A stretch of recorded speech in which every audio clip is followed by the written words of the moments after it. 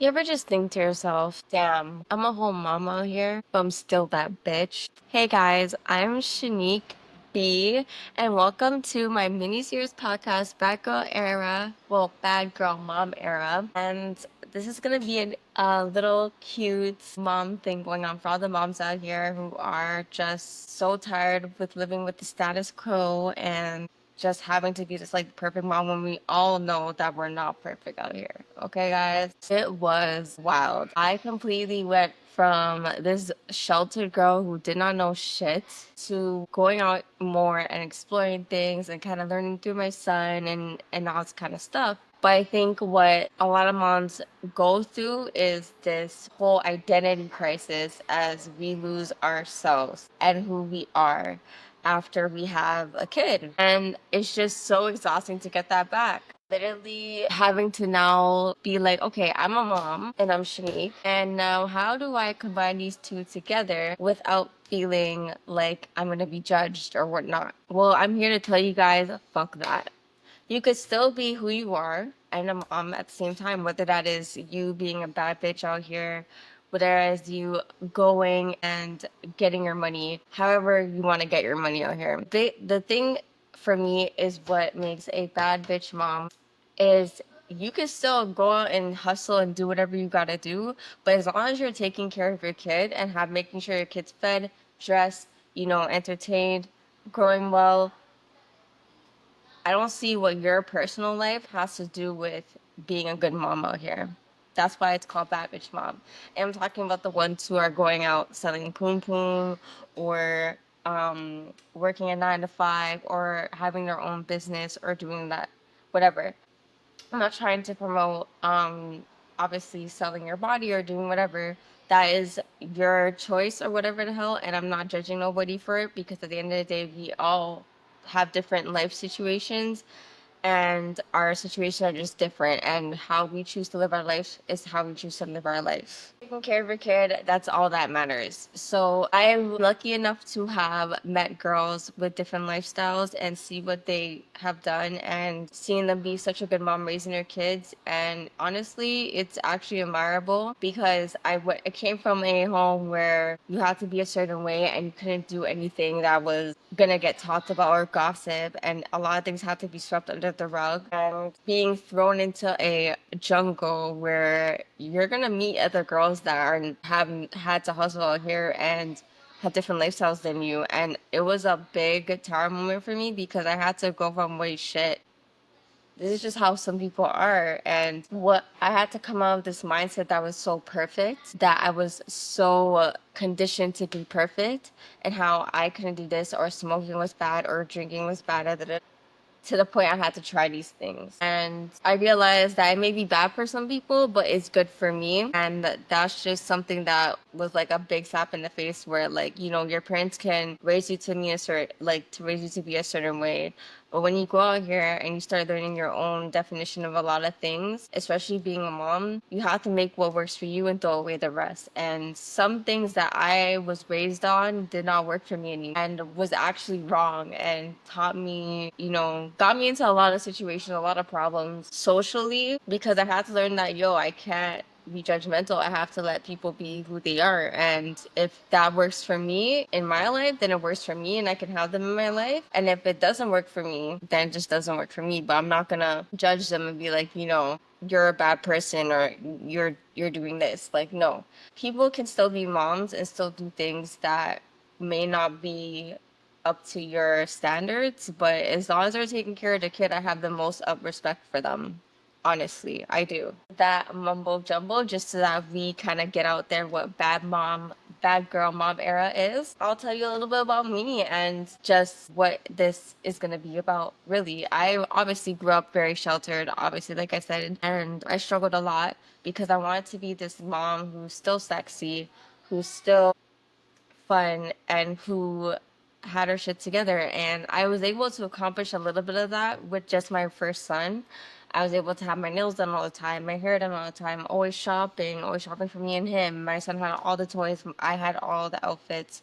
I was a big Fashion Nova girly in 2017, 2018, up to that point.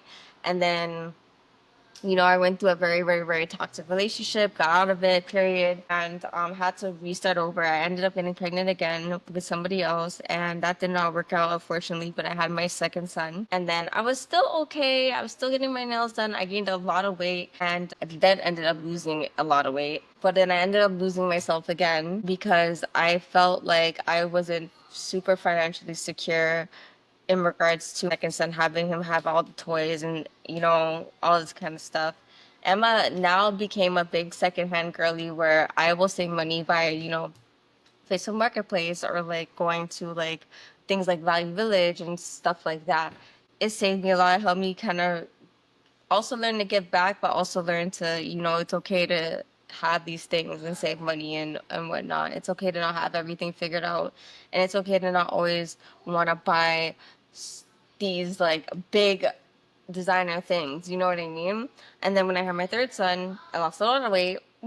And that hit me hard because I hated having so much weight on, but then I loved the thickness and how it accentuated my body and all this kind of stuff. And now I'm like super skinny, and now I'm working on getting that weight back. And there's a lot of things that I went through that was very trial and error.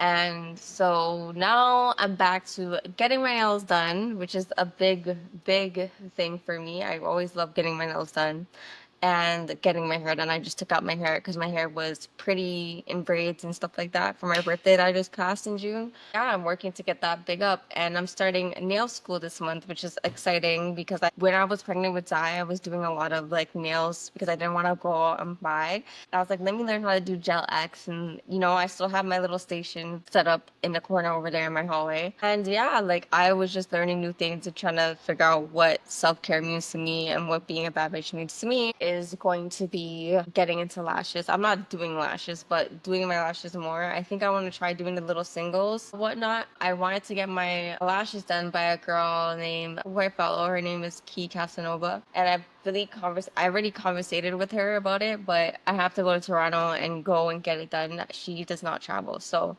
that is something I do want to try at least before summer ends, which is gonna be a big thing. It's gonna be a big, big, big, big, big, big, big travel. I might have to like lift my ass all the way over there because I do not want to take the subway. Or I might have to travel to Toronto and then take a lift there and stuff. But it is a lot of work going back there and doing all of that. It is a lot. But that is something I really want to try is eyelash extensions. But if I don't get to do it right away, I might just do little singles and try. But obviously, my allergies are finally, I feel like they're gone now, but still scared to put on anything. And then it comes back, and my eyes are like irritated because, yeah. But definitely, that is something what I want to do. So just being a mom and being a bad girl is trying little things little by little to kind of just get your shit together and organizing stuff and like just juggling a lot. So like I have 3 kids, I have a dog, I have a cat, I have a relationship I'm dealing with, I have myself I'm dealing with, and my mental health that I'm dealing with, obviously. I take anxiety meds to keep sane and not go wild and go crazy. I have my little wines from here and there. I have my coffee. You know what I mean? Like it's crazy out here being a mom and trying to juggle everything. But I am getting back to being organized. Thank you to Chad GP for being my assistant here because we do need assistants out here. But yeah, just all you moms out there, seriously, little by little, get your shit together. Like hair done. If it's your hair that you want to start on first, if it's your nails you want to start on first, if it's your makeup you want to do, that is something that I'm going to be learning to do, obviously. Yeah. So doing my makeup, like day by day. Like I might try and do it tomorrow because I have to go grocery shopping tomorrow. I'm gonna start my nail course tomorrow, so doing a little bit of makeup. I do have to get a mattifying setting powder size. So that is something I'm definitely going to do because my skin is super oily. So that's the first thing I'm starting with. Is I already have my nails on lock. I'm gonna get them redone. My hair once in a blue moon.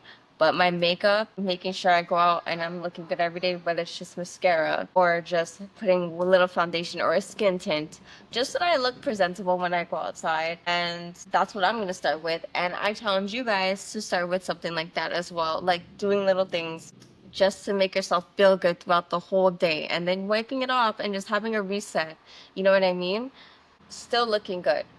So doing what you need to do for your kids and making sure they're set up for success. That is what being a bad girl mom. It's not about having the worst stink attitude. It's not about all that. It's just about having yourself put together, especially when you have kids. You don't want to be all over the place. I went through for a very long time after having my third son, being all over the place and being very confused and being very exhausted all the time and just not having my shit together. And now I've reached 29 and something just kickstarted in me where I'm like, I need to have, it's time. I need to get my shit together. My kids are starting daycare next month. My oldest son is going to summer camp, and I am going to be doing nail school because that is exactly what I wanted to do. And I'm hopefully going to be working in a nail salon and having my nail stuff done. I already have a few people who said that they could be nail models for me, so I'm excited about that. And yeah, this is just what I'm doing, and you guys better get started on it. Honestly, this is what it is about, and I'm excited. So yes, this is what I just wanted the first episode to be about, and just, knowing that you're still that bitch, obviously. And we'll kick in to the next episode and get more into detail about just being a mom and not being perfect. I still scream. I still have diapers all around the damn place. I still have to clean up. I still have my toddler jumping off my couch, jumping on his brother. I'm having to yell at the same time having to do dishes and having to take care of a puppy who's on her period. Which is it's not fun because she has her own little moods. Okay. The girl can't even sit and pee outside properly in one place like she used to. Her vagina is this big. It's huge. And me being on my period and her being on my period is not fun. It's not fun. And then having to deal with a baby and a toddler and an older son who plays Fortnite and yells.